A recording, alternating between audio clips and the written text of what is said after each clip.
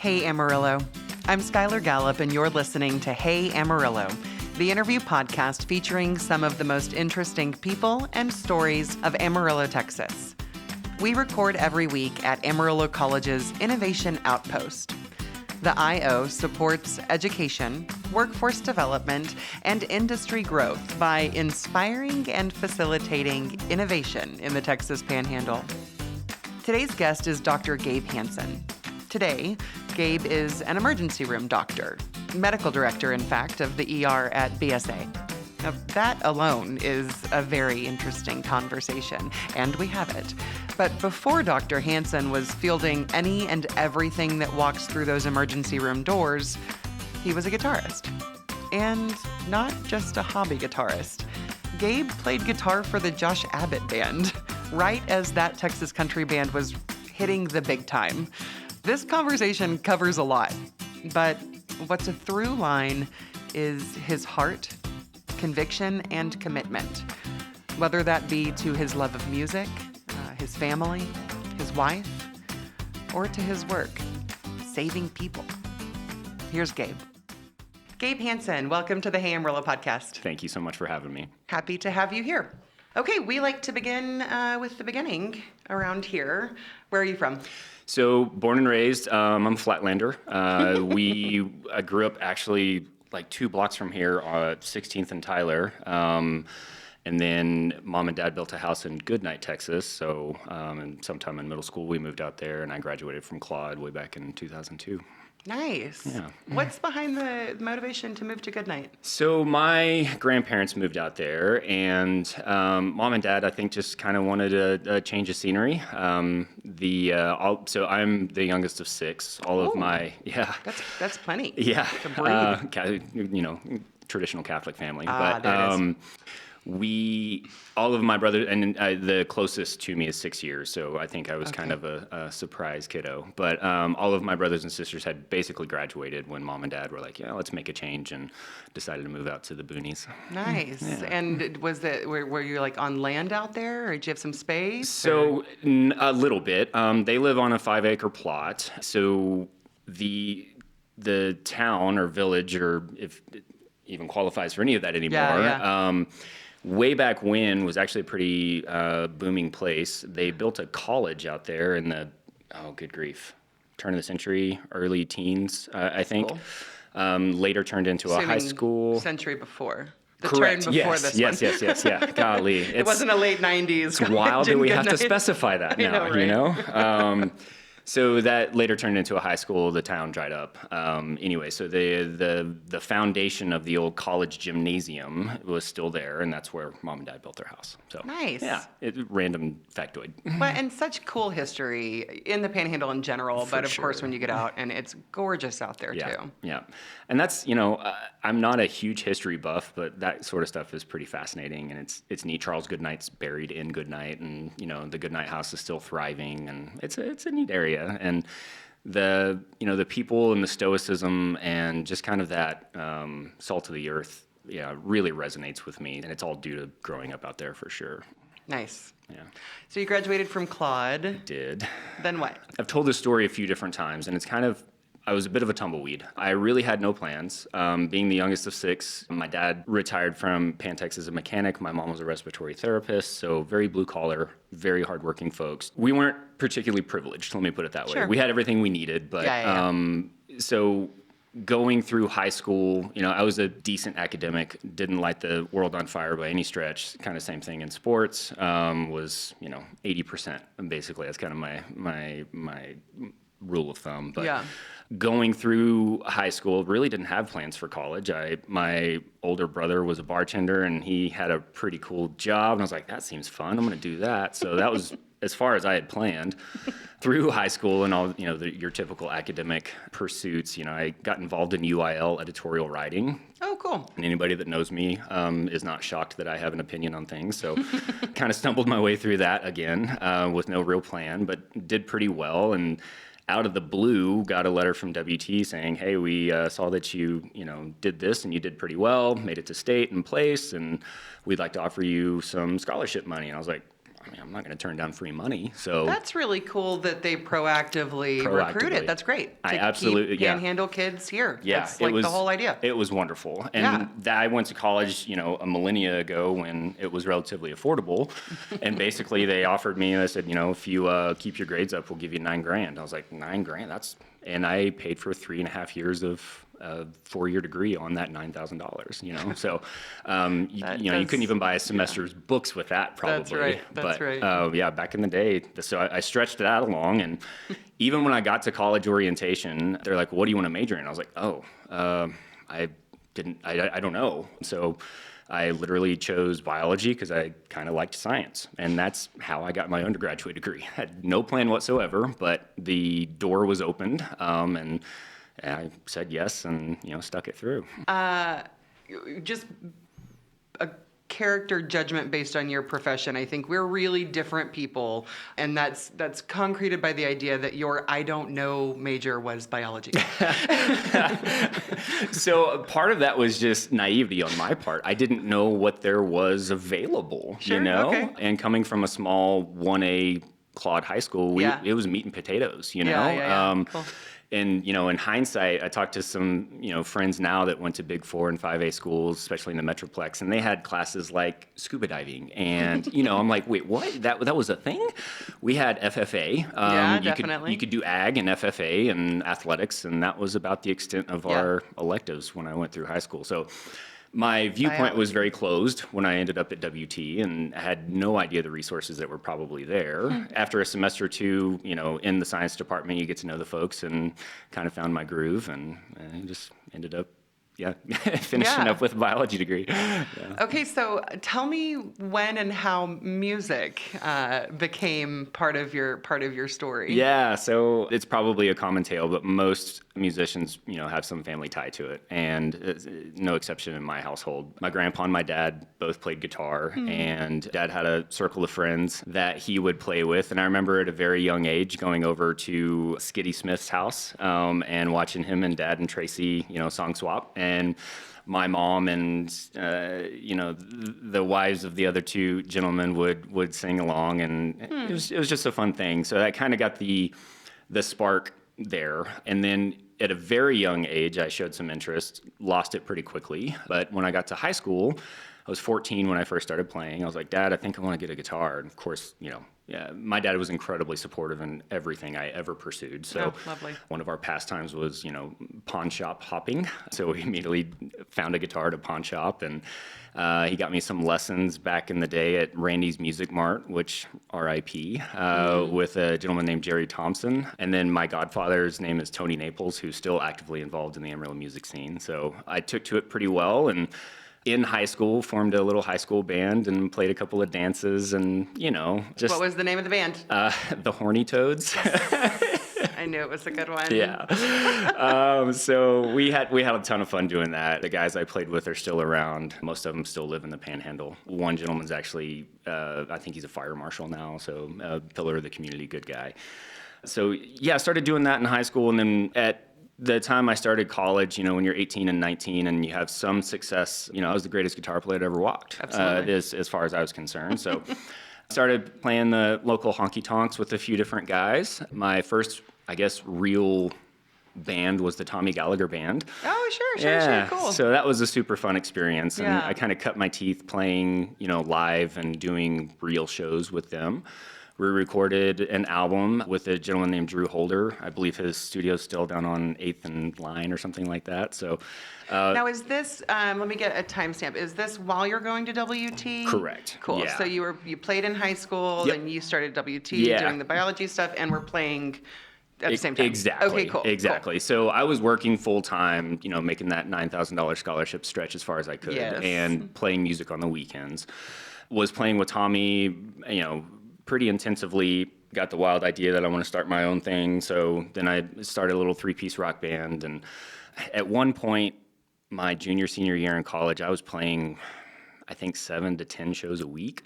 Oh. So every weeknight we were playing at, we played some really shady places, but different bars and really random stuff. We used to play at Wing Street every Wednesday on Georgia, because why not, right? And, at the time they were paying me, $50 in dinner, and I was rich. I had no bills and no responsibilities. And so was fortunate enough to kind of transition out of the bar and restaurant scene and to playing music full time, still living locally. During this time, met my wife at WT. She was the hot theater chick that had to take the required science class, and I was like, you don't belong in this building. So got to know her pretty quickly, and obviously that turned out very well for me. But yeah. What year was this? So, like, when were you in school? 2006 through 2010. Okay. Yeah. No, 2 to 6. I'm sorry. I graduated high school in 2002, graduated college in 2006. Yeah. Okay, so 2002 to 2006. Correct. We just barely missed each other. Oh, is that right? Okay.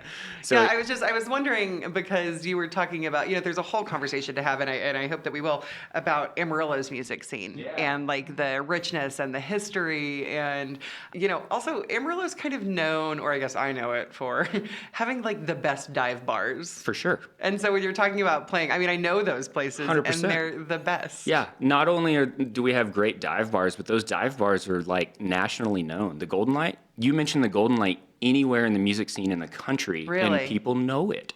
Yeah. That's cool. I knew it was a big deal, but I didn't, from kind of like in industry, that's really cool. And particularly in the Texas music scene, and it's bigger than just red dirt or Texas country or whatever you want to name that genre. Sure. Guys like Ian Moore, who came up in the Austin music scene and the blues scene, and you ask any guitar player, he's a guitar god. Like, he is a legend. He now does more like folk and, Americana type stuff, but anytime he's in the area, he still plays at Golden Light. And, so it's just a really special place. When I came up, it was kind of in the heyday of Homer's Backyard Ball. I got to meet Coup de Grace and Matt Martindale, and these guys were legends to me. I'm 18 years old. Cross Canadian Ragweed was in their prime. In fact, I credit Cody Canada, the frontman for them, with a lot of my guitar playing ability. I learned how to play lead guitar by copying his solos from the Highway 377 album. Yeah, it was a really, really special time in music. Maybe that's nostalgia, I don't know, but it was neat, and met some amazing folks and had some great experiences. But the Amarillo music scene now, unfortunately, I'm so far removed from. I'm sure that it's still there. Sure. But when I came up, it was Golden Light and Hoots and Midnight Rodeo and Homer's Backyard Ball, the Polk Street Block Party, right? I remember playing that at 18, 19, 20 years old, and that was the coolest thing ever. And I had a really fortunate, amazing music career, better than I deserved for sure. And I am fortunate to say that I've played some amazing venues, and I've played in front of some incredibly big crowds that were just so tuned in. But when I think about my favorite shows ever, I'd say 8 of the top 10 are from local Amarillo shows, and that's a really special thing. My last show at Midnight Rodeo is up there. We used to do Sunday Fun Days every Sunday at Coconuts. Playing outside. In retrospect, I was probably in more than a handful of those crowds. For me, I was raised like strictly on rock and roll. Yep. And like music was a big part of my raising. And moving to Amarillo made me a country fan. Yeah. I was like, okay, they're onto something. Yeah. And I will proudly report I have subsequently made my parents country fans on the good stuff. And it really is from like that time. Yeah, I agree. And so I came up very, classic rock. Totally. 95.7 The Car. Right. That's what I listened to. And when I was in high school, everybody was into country, and I was like, I kind of looked down my nose at it. I'm like, nah, I'm a rocker, baby. And then Cross Canadian Ragweed came out, and I'm like, wait, hang on. I know. This is kind of rock and rolly. I kind of dig it. And then, that got me more into the scene, and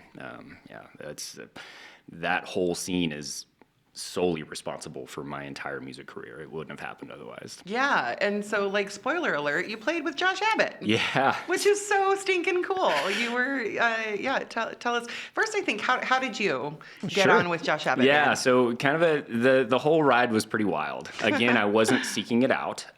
So this happened in 2006.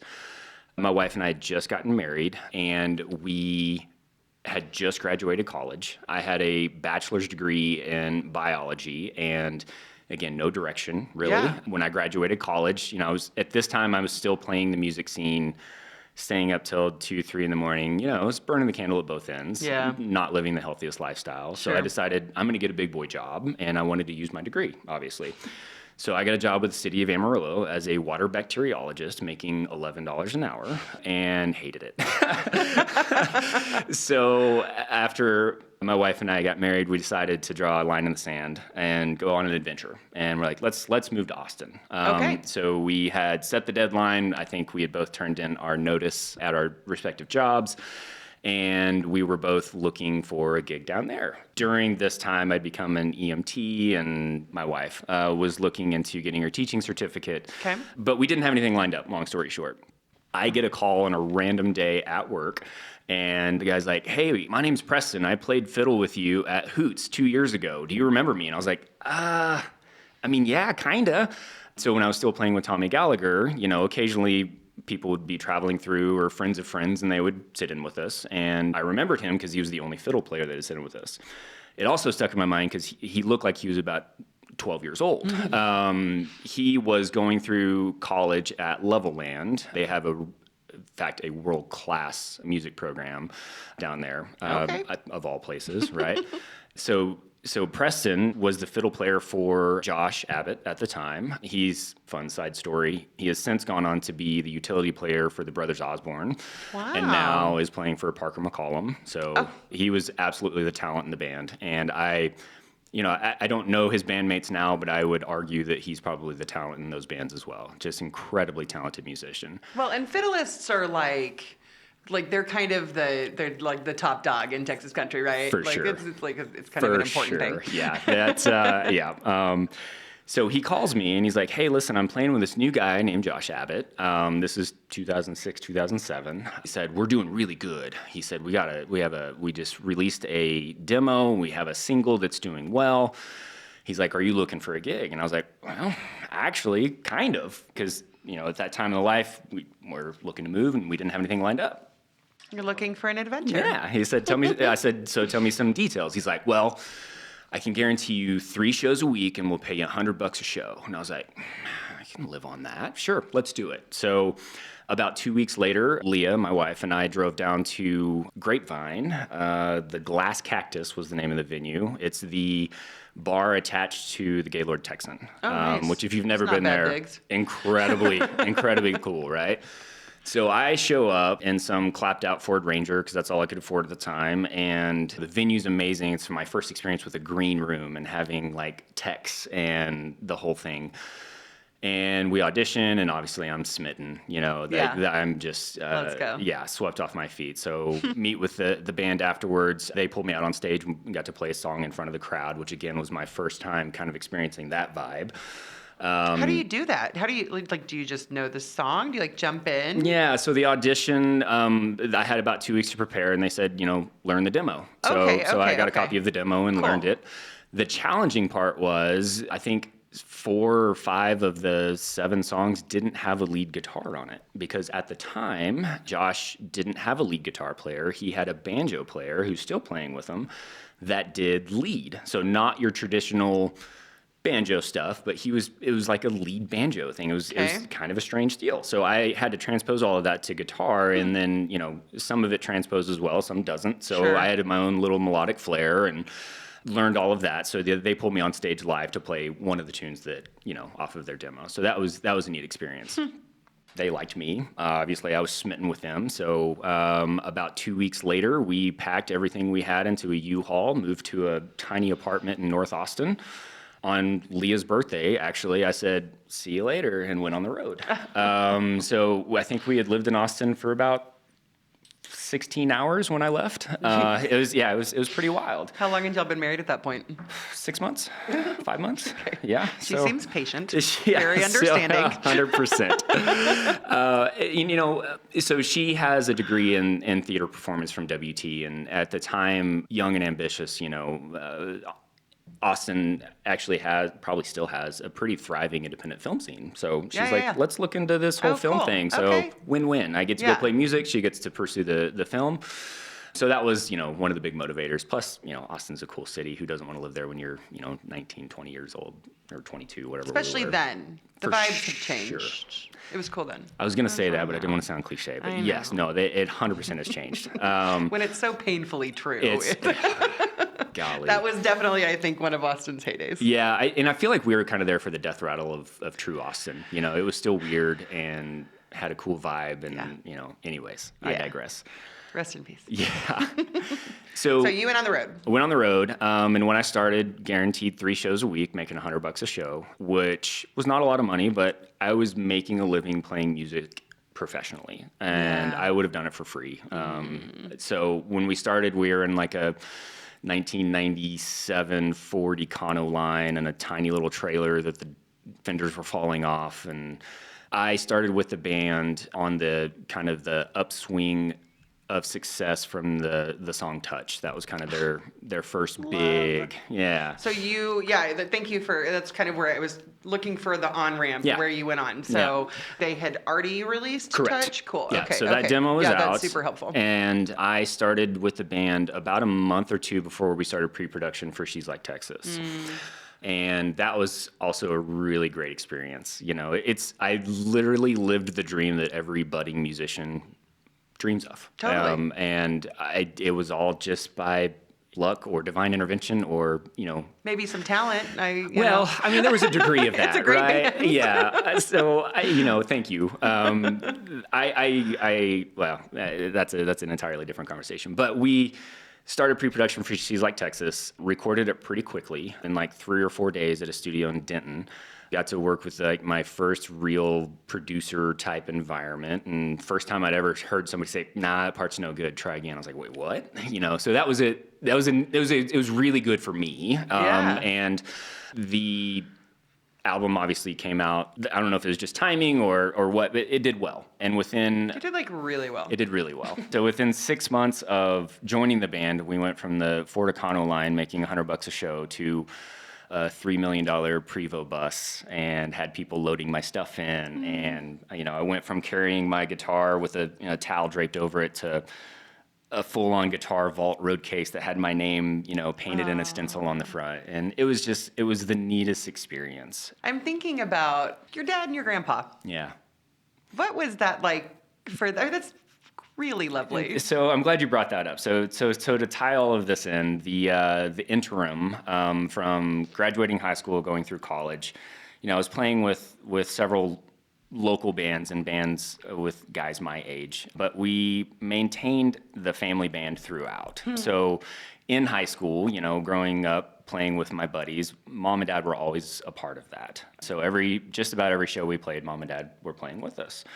And in college, obviously it was incredibly important to maintain that. In hindsight, I wish I had latched onto it a little harder, because at the time I'm 19, playing with dads, But looking back on it, those were some of the most special, amazing times. As I start to taste some success and experience what I dreamed of, mom and dad were obviously my biggest supporters the whole way, and so incredibly proud. And we would bring them on the road when we could, and give them the kind of the VIP backstage experience, and it was really, really special. One of the memories that is forever ingrained in my head is the first time we sold out Billy Bob's, which is kind of a big deal. It's a milestone. It's an iconic venue. Yeah. So I have a picture. In fact, I think Leah took it, but I'm playing my grandpa's 1954 Gretsch in front of a sold out crowd. Oh my God! Sorry, I'm getting emotional just talking about it. Same. At Billy Bob's, it was. So that photo is incredibly special to me, and the experience was incredible. That's lovely. Yeah. Is your grandfather still with us? He's not. He passed actually recently. He made it to 96 years old. Bob was a very special man. But yeah. That's lovely. Yeah. Thank you for sharing. Yeah. Okay, I have some questions about what being in a band that's experiencing that level of success with an album, actually looks like. Sure. She's Like Texas. What were the accolades that She's Like the number what on the charts? I followed it because I was a fan. Sure. Sure. And I know that it was just a really dang good album. But how did it quantifiably succeed? As far as the accolades go, it reached the music reports there's regional, there's local, and then there's obviously the Billboard Top 40, right? The Texas music scene's never cracked the Billboard Top 40, nor will it ever. It's too regional. But on the Texas Regional Radio Report, and forgive me, I'm probably misquoting some of these names and accolades, but She's Like Texas single rode the top spot for quite some time. It did really well in the CMT top 10 or whatever as well. Yeah.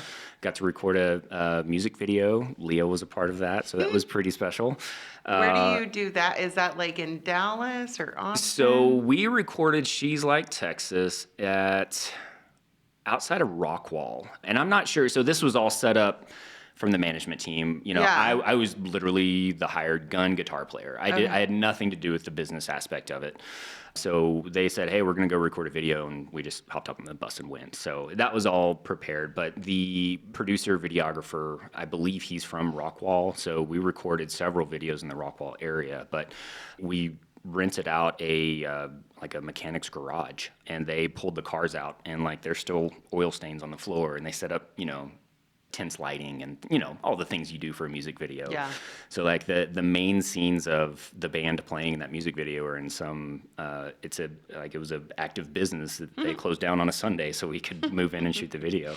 And then we did one for Road Trippin' on Lake Rockwall, in East Dallas. And then they made a video for one other song that didn't have the band in it. Yeah, that was a neat experience too. I imagine that was a very busy time. And your wife was in Austin. Yeah. How was that? So I can imagine. Very far. I've not ever had that experience, but I imagine that sometimes it's difficult. So it was tough, and we've talked about it, throughout our marriage, and reminiscing. And a lot of the stuff we did, I didn't appreciate at the time because I was away, and I'm very much a type 2 fun guy and a type 2 appreciator, meaning in the moment, I don't realize how special what is happening, the things going on around me, how special they are. It's months later, I'm like, man, that was really cool.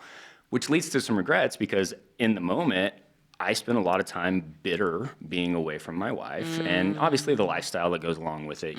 I was not living a healthy lifestyle at the time. Yeah. So, that played into it as well. Yeah. And I got to experience some really amazing things, but it was all bittersweet because I wasn't there with my best friend, and I know that sounds really corny, but it's the truth. Yeah. And the dynamics in the band at the time, pretty strong personalities, obviously. Sure. Josh was kind of coming to grips with fame and success and real money, and not to mention the stress of managing all of our livelihoods. Every penny that I brought home was dependent on Josh. So, having that burden and responsibility to maintain the success, the road crew, I think we had 10 guys traveling with us. And then I couldn't tell you how many people behind the scenes on the business side of things. So all to say that I totally understand where that kind of dynamic came from. And then obviously, I'm a young hothead at the time and I'm God's gift to everything. Of course.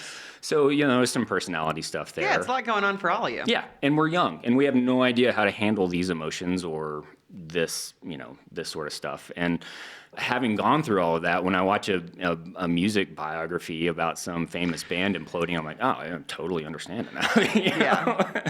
Yeah. At the time, I knew what was happening was special. I would love to relive that part of my life just so I could fully grasp how cool it was. And my wife is a saint and incredibly patient. That 3 days a week music obligation quickly turned into 6 days a week, sometimes gone for weeks at a time. Yeah, I'm sure. Meanwhile, she is living in that tiny apartment in North Austin, keeping the wheels on the bus, if you will. After a time, it became too much of a strain. The days I was home, she's excited to go see this new city, to go out, have a drink, go see downtown, go run through the park. I'm hungover and haven't been home in 2 weeks, and I just want to sit on the couch and do nothing. And that was a really tough dynamic, especially for a new marriage. After some time, I think we were I was with the band for about 2 years. She calls me and says, "Hey, listen, this it's not great. She said, I would never, ever suggest you do anything to alter your course. I want you to pursue your dream, but this isn't great for me.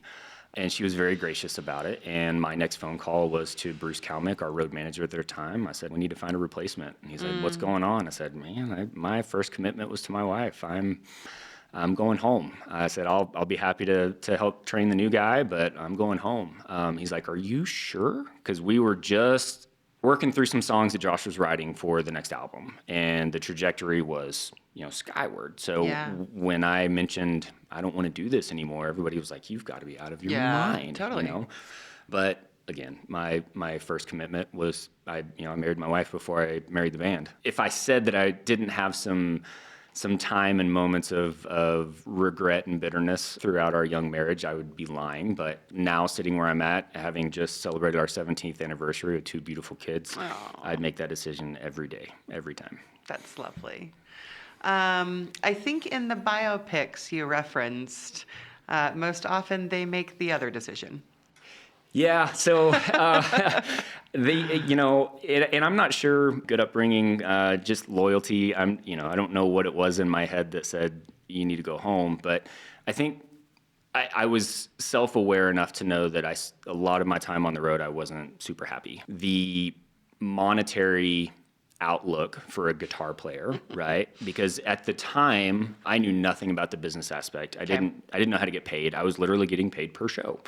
I was getting paid well per show, but I was basically making about $60,000 a year with an album that now has gold status. And this is, again, not a slight or a cut on anybody. This is my own naivety at the time, but I get no royalties from that album. I was looking forward down the road. I'm like, I could do this long term, but in 10 years, I'm going to, have cirrhosis and still be making $60,000 a year. And now I'm going to be alone. It just didn't, the juice wasn't worth the squeeze. It was a young man's game, in my opinion, for me.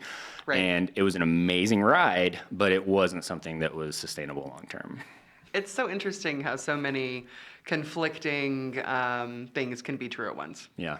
Yeah, it's wild because, again, from the outside looking in, I had the perfect gig, but the reality of it was it just wasn't something that I could do long term. Hey, Amarillo. If you've ever dreamed of a home that's not just built for now, but built for the duration, you need to know about For the Duration Homes. They're a family-owned, panhandle-based builder crafting energy-efficient and beautifully designed spaces, from custom homes to remodels to pools.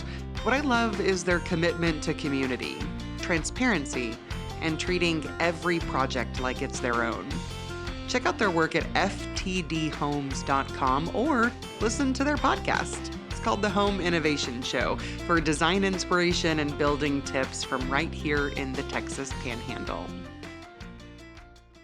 So you got out. I got out. Yeah. So that was late 2010, I believe, maybe early 11. Had a biology degree, had an EMT certificate, had a tiny apartment in Austin, but Austin was cool. And I think we came up for Thanksgiving with the family that year. And is she from here? Yes. So yeah. All families back absolutely. here. Absolutely. So we had dinner at my in-laws. At the time, my mother-in-law was working for Dr. Luckstead, who was a pediatric cardiologist with Texas Tech. And he asked me my long-term plans. And medicine was always on the radar. Obviously, I mentioned mom, was a respiratory therapist. I have a brother who is a flight nurse for LifeStar. My sister is an ICU nurse at BSA. I have a brother who is a medical sales rep now, but got a start in nuclear medicine.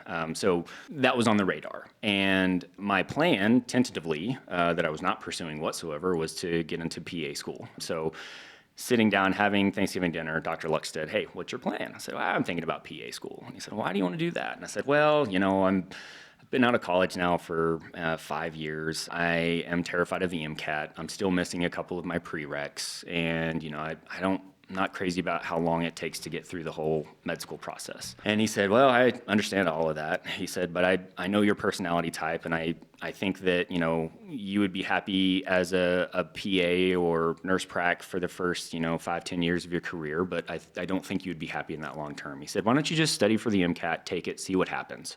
He said, it's not going to change your trajectory of PA school. You can still apply to that. And, he said, worst case scenario, you bomb it, but at least you would know. Now you know. So totally. I remember, this is back in the days of Craigslist. I got on Craigslist and found some MCAT prep materials from a UT student. Met him in a parking lot at a Walgreens to save, because we had no money. That in and of itself is very lucky that the Craigslist yes, yeah, I know. situation didn't just stop the story there. Yeah, and that was the last we ever heard of Gabe. I don't know. Yeah, that's right. So bought the MCAT prep materials. When I quit the band, I looked for a job, something that would bolster my medical CV. Okay. The only thing I could find as an EMT with no experience was a medic at the Williamson County Jail, which serves the north half of Austin, Round Rock, Georgetown. Oh, boy. Wild experience. Yeah. That in and of itself was such a paradigm shift. Going from a job where everybody loves you and you get to drink and have fun to literally people will shank you if you turn your back on them, So just that whole paradigm shift was pretty crazy. And it was not a medical job by any stretch. I handed out medicines that I knew nothing about, went from, stayed up all night because the night shift was all they had.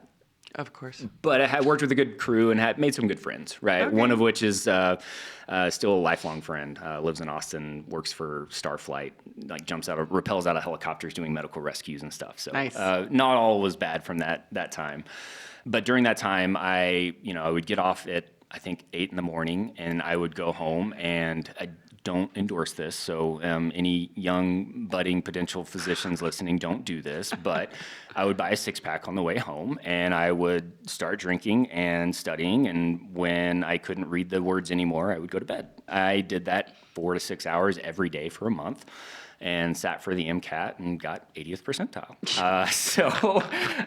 Then I was left with the choice of, hey, let's do this medicine thing. So again, no real plan, just the opportunity presented itself. I said yes, and I got lucky, or divine intervention, or again, however you want to phrase it. My entire journey through life, really, whether that's music, medicine, has just been saying yes to opportunities. Been really fortunate that 99% of them have worked out. But yeah, medicine or being a physician rather, was it was a pipe dream in high school. I thought it would be really cool to say I was a doctor, but as I got into college and adult life took over, that fantasy dissipated quickly. The prospect of getting through all of the processes was just so daunting. So you picked your your area of study or area of practice. Correct. Was that emergency at that point? It was, yeah. Okay. So your 3rd and 4th years of medical school, you do some rotations through basically every field of medicine to get an understanding of what it is and what you want to do. Yeah, right? dabble.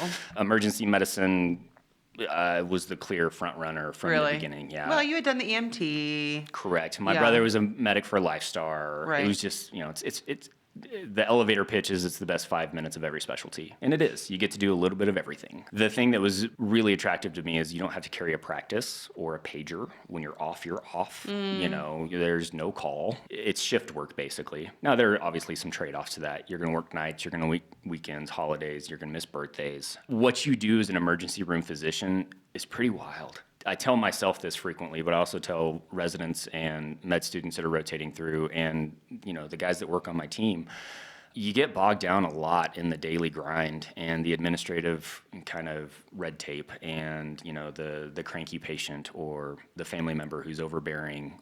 You get bogged down in that part of medicine a lot. But if you take a step back and look at what we get to do, it's amazing. I have the coolest job on the planet. It's just sometimes you get lost in the daily of it. But yeah, so to get back on the timeline, we get down to Corpus and love the city, love the attendings, love the training. It's tough, obviously. As far as So you're a practicing doctor at this point? Yeah. Yes. Yeah. Okay. Yeah. So residency, you're not just working in the emergency department. They want you to be well-rounded. So we had trauma rotations, we had MICU rotations, we had OB rotations. So you're doing all of these things throughout your intern and second year. There's research obligations. There is, community service and volunteer obligations. So in a given week, I was probably working 100 hours. That was pretty average. Some of that is direct clinical work. That is, in fact, not average. It was a difficult season. Yeah. My daughter was a year and a half, 2 years at this point, and This is child number 2? correct. Okay. Yeah, and the pull of getting home to spend time with your parents as they're aging was becoming more like tangible, especially having young kids. Yeah. Yep. We had never lived in the same city as our parents since we had children, so our parents, both sets of our parents, do a great job at being heavily involved. But when you're, 9-10 hours away, you only can do so much. Yeah, so, they want their grandbabies home. Yeah. So at that time, the attrition rate of your first job as an attending is about 50%. Oh, really? You don't know what you don't know, right? Sure. You take that first job and you're like, it's not at all the kind of field or practice environment that I want to be in. I suffered that. I took a job at a very heavily OB hospital, and I had trained in a high acuity, high trauma center, the sexy stuff that you see on TV, the pit, right? That's where I trained. And then I go to this hospital.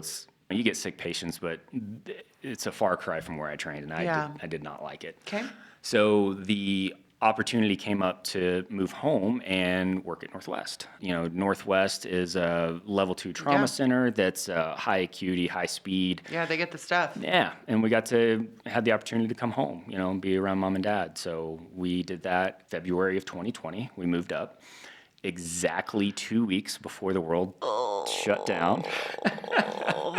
So I think anytime someone's telling a story and they say, and that happened in, January, February, March of 2020, it's like, oh no. Yeah, that was a wild time. I remember vividly. Bet you were missing that OB hospital, huh? I remember vividly standing in my driveway, and Leah's mom came over. With babies too. And Jeez. The public did a really good job at our dress rehearsal for what a true viral emergency could look like, especially the first month or so. Like, we stood across the driveway because I'm exposed every day, and I didn't want to, but I remember the struggle. And I also remember the first day we took Lachlan to school, and they were requiring children to wear masks at the time, and they wouldn't let you walk them in. So his first day of kindergarten, we dropped him off. First day was great, actually. He was super excited. Nobody cared about the mask. He went running in. Second day, as anybody who has kids knows, that excitement's kind of gone. And the kiddo realizes, I don't get to be with mommy and daddy all day. So we dropped him off. I'm going to get emotional telling the story. And he stood there with his mask on, big alligator tears just rolling down his face.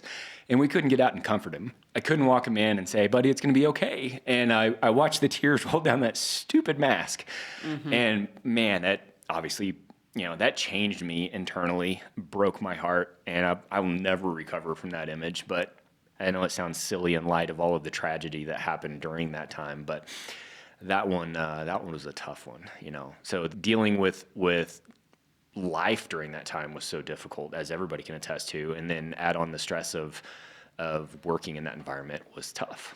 Yeah. The first time we had a critically ill COVID patient come in. I work with a gentleman named Dr. Burt, one of the best doctors I know.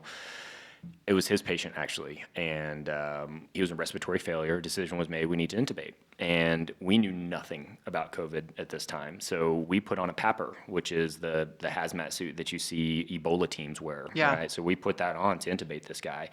And I remember standing in the hallway watching Bert don the gear, thinking, what is happening right now? On? And then a few months later, FEMA is setting up the temporary morgue in the hospital parking lot between BSA and Amarillo. Mm-hmm. And it was mayhem. I was intubating patients in the hallway. And the mortality rate at that time, if you were 60 plus, requiring intubation was probably 80%. Yeah. So I would walk into a room, and see what was going on and know in the back of my head that, there's an 80% chance you're never going to come off that vent. And that was really hard. The whole culture environment of medicine changed instantly. We went from, when I trained, the emergency department still is. It's the tip of the spear. So you need the most experienced and most capable staff, whether that's nurses, techs, radiologists, everything. You need the best of the best. You're thinking on your feet. We went from an emergency department where you were required to have 2 years of experience before you could even step foot down there. And, 95% of your staff had been there for 15 years they just disappeared overnight. Half of them took travel jobs because they were getting paid 5 times their salary to go travel. And, there were some decisions made at an administrative level across multiple hospital systems that prevented us from returning back to the glory days, if you will. And I only bring it up just to say that the culture of the emergency department has changed so much. I think 6 years later, we're just now getting to a point of steady state. The majority of our nurses have been in medicine less than 5 years. Emergency medicine is something that you don't learn in nursing school. Sure, totally. It's something you have to do and see a million cases and be in the weeds and see all of the terrible things to kind of get that knack for it. But we're getting there, and I'm very optimistic about where medicine is heading and where we're getting back to. It's amazing to me how long it is taking and how drastic of a change there was due to COVID. What did you do to take care of yourself during that time? Drank a lot. I say that in jest. The coping mechanisms weren't the best, right? Yeah. And that was at a point in our lives where we were probably the unhealthiest. Residency had taken its toll, and being a young father had taken its toll. I was about 260 pounds. I was not healthy. Did not take care of myself at all. My outlet during that time was music still. My buddy Dane Everett, who's one of the most talented, just nicest guys I've ever known. He and I kind of set this pact to learn, different albums or genres of music. And so he and I would, work on a segment of song, video it, send it to each other. Anyways, but yeah, that was, that's that, and, doubling down on outdoor stuff. We did a lot of camping during that time. We bought a really crappy old C-class camper that was awful, but boy, did we have fun in it. So we found our way. And during that time, Lee and I became card-carrying cult members of CrossFit 806, which has been such a positive change for our life and our marriage. And just, it's been great. After 4 years of doing it, 5 years of doing it now, I'm down 60 pounds and in the best shape of my life. And we found such a great community and culture there. The gym owner, Kyle Cato, amazing guy. All of our best friends and half of our social events are due to the gym. So nice. Yeah, we are definitely cult members. I'm glad you said it. That's become a huge part of our lives since we've come back home. Yeah. So as you said today, you're medical director of BSA's emergency department. Correct. Yeah. How long now have you been an emergency room doctor? So I guess I've been an ER doctor since 2016 when I started residency. So 10 years. Yeah. There you go. I did about 3.5 years at Northwest. Jumped ship over to BSA almost 3 years ago without getting into the politics of staffing and all of that. An opportunity presented itself at the time of a staffing change, and the administration at BSA presented me with the opportunity to take over the medical director position. 2 years in now, I'm kind of reaching my stride, and I feel like the emergency department at BSA is firing on all 8 cylinders and doing really well. And the support that I've had from the administration at BSA and my actual employer, Team Health, has been incredible. And I'm really excited about, kind of what the future holds for me in a professional standpoint, but also what that looks like for our family. One of the benefits of my position is I get to have a more normal schedule. So rather than, flip-flopping between nights and days and weekends and all of that, it actually hasn't even started yet. That's a different story. But beginning in March, I'll be on a fixed day schedule, and I am so excited for it. And the fringe benefit that I didn't really anticipate was how excited my kids are. Yeah, Lachlan just the other day said, "Dad, I'm really excited and I can't wait for you to be on your day schedule." And I was like, man, why didn't I do this years ago? So yeah, that one cuts both ways, right? It sure does. It sure does. Yeah, I think every parent wants to be a great parent, right? But for some reason that's been top of my list as of late. Just like, be a good dad, be there for them, do what you need to do. Don't let work get in the way. Don't let your own selfish ambitions take away from being a dad.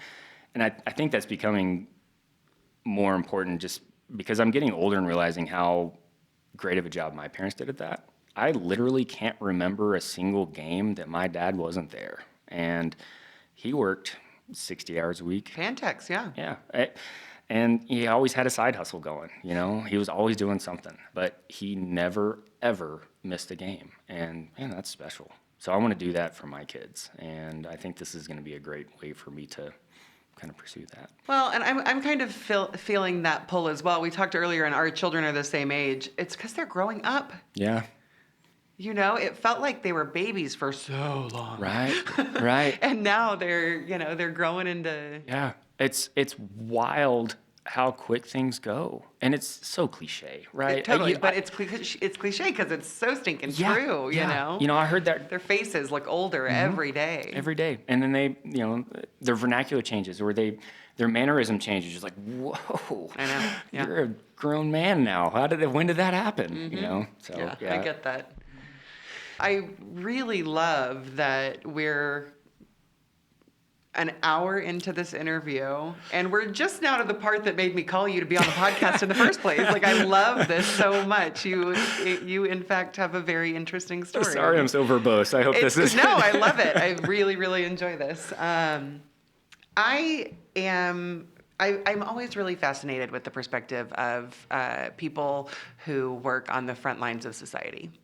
I think it takes me back to my reporting days where I did a little bit of that. And it's like, if you have not been in a situation where you see humanity as it exists while it's existing, I always say when people are people in, sure. It's one of the perspectives that I was able to develop that I'm the most thankful for. Because it's just like, if you don't know, you don't know, right? And I always enjoy the opportunity to talk to people who have that perspective. Sure. What do you love about your job? So the theoretical world of emergency medicine is just incredibly high acuity patients that are on the precipice of death, right? The reality is that's 5% of what I see, and that's a generous estimate. The vast majority of what I see is managing chronic conditions. There's a decent amount of patients that end up there that probably would be better served at a different facility. Yeah, and there's some your doctor on Monday. Yeah, and there's absolutely some nonsense that walks through the door. It is what it is, right? Yeah. My favorite part of the job is when you find that patient that you can actually make a difference, whether that is an acute patient coming in and you make a management decision that changes their life, saves their life at the risk of sounding cliche, or that's quite true. Whether it's just helping somebody, talking somebody off the ledge, for lack of a better way to put it. Oftentimes patients will have a small nagging issue and they get in their own head about it. Or they go to see a clinic and they don't get any relief, and then they start Googling things, and they come in thinking, the worst. Yeah. And when you can, talk somebody down and give them a reasonable explanation for whatever symptoms they're having, and you can see that sense of relief wash over them, that still gets me. It still gets my motor running a little bit. That's nice. The answer to that question 10 years ago was, traumas. I want to crack a chest. I want to massage a heart. I'm going to do chest tubes and central lines. I'm going to do intubations.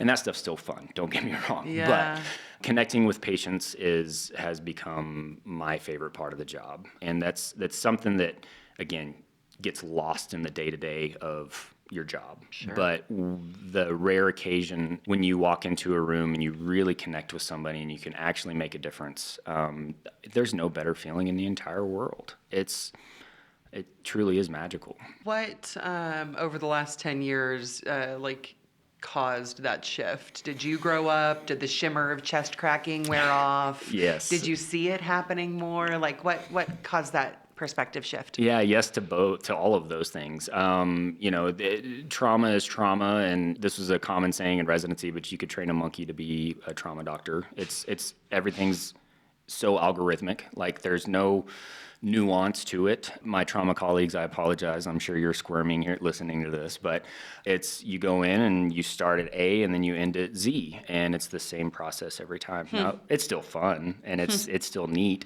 but the cases that really get me going now are like the rare diagnoses or catching the thing that 4 other doctors missed, and that's kind of that's a perverse satisfaction, but it's true. We are all human. Yeah. Or just providing reassurance or making a patient feel better, whether that's physically or more often emotionally, just putting somebody's mind at ease. Because the emergency department, nobody wants to go there. That's right. It's a terrible place to have to go. It's overcrowded. It's loud. It's insanely expensive. We're poking and prodding you. All the bad things. Never really let you rest. It's awful, right? Yeah. So when you can talk to somebody and say, hey, listen, that thing that you were worried about is not that at all. In fact, it's something pretty benign, and we can make a couple of changes here, and I think you're going to feel way better. Now, part of that's kind of presumptuous for me to say, because the one thing I don't have the benefit of is follow-up. It's rare that I have a regular, right? It's not somebody, you don't come and see me every 6 weeks. Well, hopefully not. Right. Maybe it's a bit naive. Yeah, that's fair. I appreciate the honesty there. You would maybe not mentally or maybe not with yourself, but you kind of get to wash your hands. Yeah, 100%. Yeah. 100%, yeah. So I use the term cognitively offload, and that's all you're doing when you're on shift, right? Because you hit the ground running and you don't stop until your shift is up, and the cognitive strain and how many times you get your attention diverted due to small side quests. You get an opportunity to cognitively offload a patient, whether that is through discharge or admitting to the next step in the process. That's what you're looking for. But yes, we do have the benefit of being able to, okay, done with that one, on to the next one. Yeah. What makes your job difficult? Perspective. I get so wrapped up and spun up about silly things that I have no control over sometimes, or I let a patient interaction get under my skin, or a grumpy consultant bother me. But at the end of the day, me getting upset only hurts me. It's not going to change that interaction that already happened, So maintaining positive perspective, or even just a neutral perspective, I think is the hardest part of my job. Because, I've mentioned this several times today, but like you get so caught up in the day-to-day grind that you lose sight of what you do and how special it is. So if you can maintain a neutral or positive perspective and be able to recognize how cool it is, then this job is actually pretty great. But hanging on to that is tough. It's tough. I think something that I always wonder is how do you get through the really hard stuff? You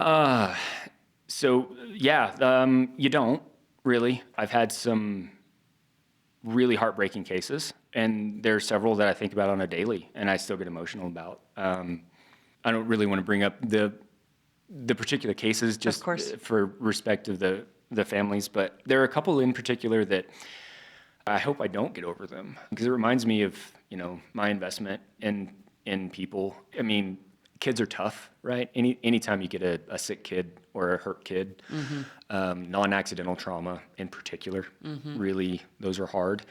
In the moment, and I hope this doesn't sound crass or like I don't care, but in the moment, I find myself oftentimes treating patients like objects, because that's the only way you can deal with it. I approach a sick trauma patient the same way I would approach, you know, a 1972 FJ40 that has a flat tire. I have an objective list of things that I need to accomplish, and that's how I accomplish it. That does lead to burnout. You lose sight of the human element, and that's, you know, we alluded to this earlier, but that's kind of what I'm trying to refocus my career on and find joy and satisfaction in my job at this point in my career is regaining that human element and, you know, being able to work on some of the emotional consequences of why a patient is there rather than treating them like a, you know, a broke down car, if you will. I hope that translates. I think it does. I mean, the fact is you have a very important job to do. Yeah. In that moment. Yeah, for sure. You gotta do your job. Yeah. And I think it would be very difficult to thread both of those needles at the same time, recognizing that you must maintain humanity, yet that at sometimes is exactly what you cannot sit in. Right. Yeah. There's like I said, you get to a point where adult medicine gets a little easier. Kids don't. Adults make choices. Not always right, but I can see that. You just hit the nail on the head. That's exactly my thought. It's difficult to explain that to somebody who's not in medicine without sounding insensitive. Yeah, sure. So totally. But no, you're 100% right. Now there are obviously unfortunate cases where they didn't make a decision and they're the victim of a consequence or a situation. So totally. But yeah. What do you hold on to? You know, I think about the way that I put it in my head is like, what do you bottle up for a rainy day? Daily, you compartmentalize things and you get through the day and you do what you can for who you can. But occasionally, that pot overflows and, you know, you kind of fall to pieces and then you pick yourself up again and you go the next day. Yeah. To add on to the hardest part of my job, the other difficult thing that I still don't know how we do it is walking out of a room where called time of death on a 8-year-old, immediately into a room where a guy's there with a stubbed toe and he's furious because he had to wait. And you gotta look him in the eye and treat him with the same empathy and respect that you did next door. That is the hardest part of my, makes me physically nauseous having to do that. Yeah. There's a physical reaction to that picture. Yeah, that's tough. Yeah. What gives you hope in your work? Relationships. I'm a big proponent of camaraderie and teamwork, and we're going to get through this together. Having a good relationship with another physician or the charge nurse or the nursing director or the EVS staff, that's what makes me go to work every day. You get to go hang out with your buddies, right? Because it's 10 hours of really hard, grueling, arduous, mentally and emotionally taxing work. But if you can do it with some friends and then order in some torchies occasionally, that's what gets me through. Nothing like a trauma bond. Huh? That's exactly right. Yeah. Does your marketing feel like a shot in the dark? Are your social media posts getting lost in the scroll? Unlock your business's potential with SKP Creative. They know your audience and design posts that reflect your brand and drive real engagement. From scroll-stopping social media content to powerful traditional marketing, graphic design, and website development, SKP Creative covers it all. Are you ready to elevate your feed and turn your marketing into a success story? Visit skpcreative.com today. Dr. Gabe Hanson, I am back. This is the part of the show that we like to call 8 Straight. I've got 8 fast ones for you. Wonderful. Cool. When you think of Amarillo 10 years from now, what do you hope for? That's a great question. Thank you. I pride myself on them. Lee and I and my kids are obviously incredibly happy here, but we would love to see more outdoor activities, whether that's, hiking trails, biking trails, greenways. If I can put my doctor coat on for just a second, the number one cause of death, the top 10 causes of death in the United States, any developed country, are all obesity related.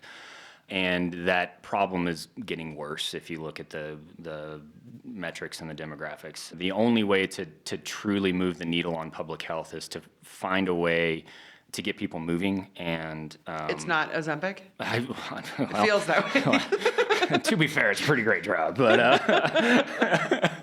no, get people moving, and to do that, it has to be fun, right? And getting folks outdoors. There's so many intangible health benefits, particularly in the youth. You know, we are very involved in outdoor stuff. I always have been, and COVID kind of cemented that because there was nothing else to do. Whether that is mountain biking on the 9th Street trails or hiking PDC, skating, big in the hockey scene. But, you know, we just got to get people moving in a way that's fun and engaging. And not only is it going to lead to immediate health benefits of just physical activity and weight loss and cutting calories and cardiovascular health, but if you can get mom and dad and grandma and grandpa and auntie and uncle involved, then, you know, the benefits from a familial standpoint. Kiddos getting outside playing sports, you build self-esteem and discipline and work ethic, and it's just, we've got to get people outside and moving.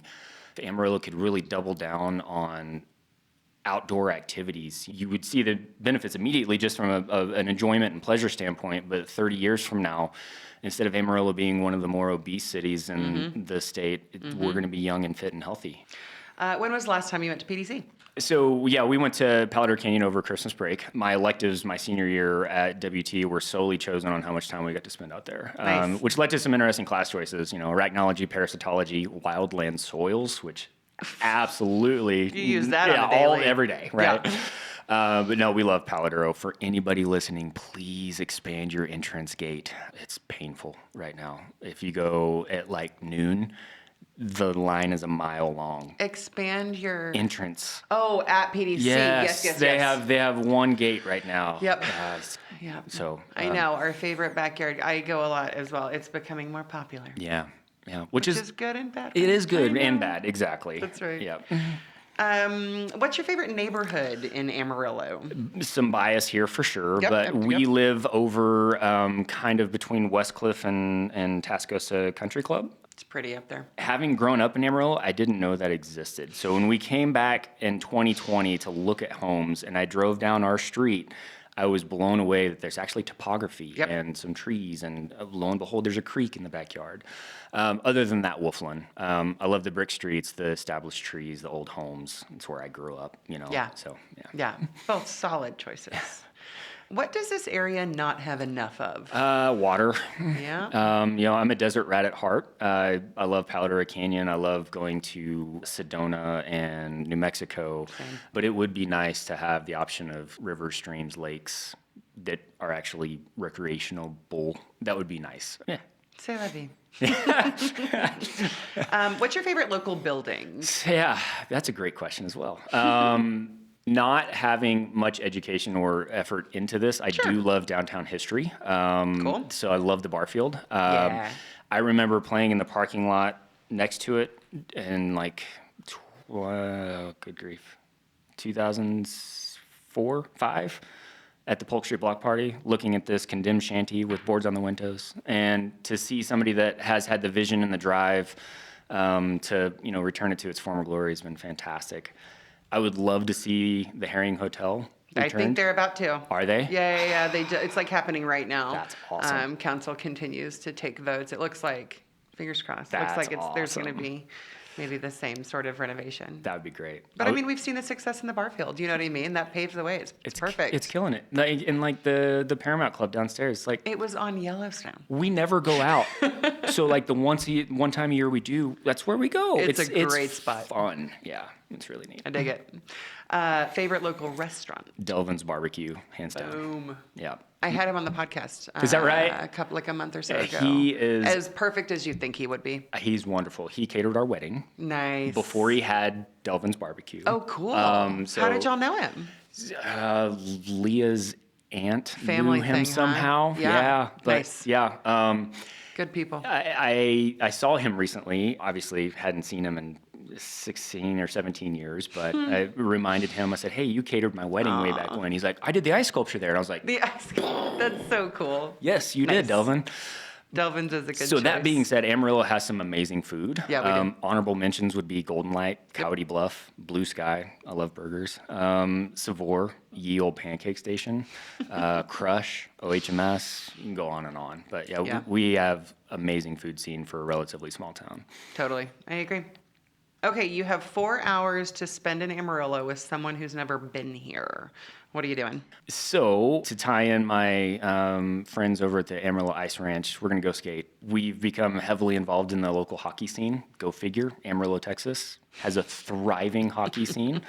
I'm playing tonight at 8:45. Oh my God, are you on the team? Yeah, I'm on the men's beer league every Tuesday and Thursday. We get to play. It's so fun. So yeah, we would start with a skate there. Then we'd go down to the trails on 9th Street and do a little mountain bike sesh. Yeah. Go to Golden Light, grab a burger. Go check out the Paramount Speakeasy, watch them fumbling around, try to figure out how to open the door.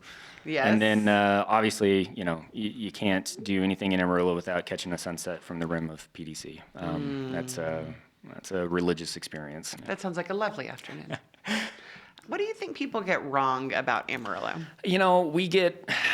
We're relatively small, we're rural, we're agricultural. I don't think people understand the culture that exists in Amarillo. Growing up, and this is probably just the mentality of a young kid, but I would tell people where I'm from, they're like, oh, do you still ride horses to school? Hell no, not exactly. But I think that people don't understand the culture that exists here and how great it is, and how many opportunities we have. And this is a silly thing to say, but geographically, we're so close to so many really great things. And I think that became really apparent when we lived in Corpus, being out on almost a literal island. Yeah. But I tell potential recruits and things like that in the interview process, we're halfway to cool stuff. In 4 hours you can be in the mountains in New Mexico, you can be in Oklahoma City. In 5 hours you can be at Pikes Peak or in Fort Worth. We're really close to a lot of really great things. So yeah, I don't think people understand how great the culture and the environment and the people here are. I love the kind of small town vibe and the fact that we don't have traffic. But geez. That may be an outdated statement, it seems. Yeah, you're not wrong. I'm very sheltered because I live 3 minutes from work, and that's basically all I do is drive back and forth to work. So I don't see it. But when compared to what we went through in Austin and Fort Worth, it's just much better. You earned that. Yeah. All right, Gabe, I like to end these by asking my guests to endorse something. Yeah, I appreciate that opportunity. So I've got a couple that I would like to mention. First would be 2535 Water. It's a nonprofit that was founded by West Texas natives, and we kind of found out about this foundation through our gym, actually. But over the last, I think they've been an organization for 8 years, give or take. They've drilled over 150 wells in Uganda. In fact, the fundraising efforts have been so great that they recently purchased their own drilling machine. They work with physicians and philanthropists and people who specialize in this type of thing. They travel frequently overseas to help oversee this whole process. But what they do is really fantastic. 2535water.org if anybody's interested in learning more. And then second would be Mission 2540. So this is run, again, by a local Amarillo gentleman, Brooks Boyette. They work on a weekly basis in multiple housing communities throughout Amarillo. They offer after-school programs for kids, resident assistance, many other areas of outreach, and their ethos is feed, clothe, and love. And they do some really fantastic things for the underserved community. Again, that's mission2540.org for anybody's wanting to learn more. Thank you. Thank you. Gabe, thank you so much for coming on. Yeah, it's been lovely. It's been a pleasure, Skylar. Thank you so much. We've had a great time. Yeah. Looking for the perfect date night? The Amarillo Symphony presents Romance at the Symphony, featuring the passion of Romeo and Juliet, the excitement of West Side Story, thrilling music from Gone with the Wind, plus soprano Sarah Beckham Turner singing beloved opera arias. It is perfect for this Valentine's season. Tickets at amarillosymphony.org. And that concludes the episode. Thanks to Gabe for the interview. Thank you to For the Duration Homes, SKP Creative, and the Amarillo Symphony for supporting the podcast, and to Broderick Adams for editing every week. And thank you for listening. This has been episode 433 of Hey Amarillo. I'm Skylar Gallup, and we hope you'll listen next week.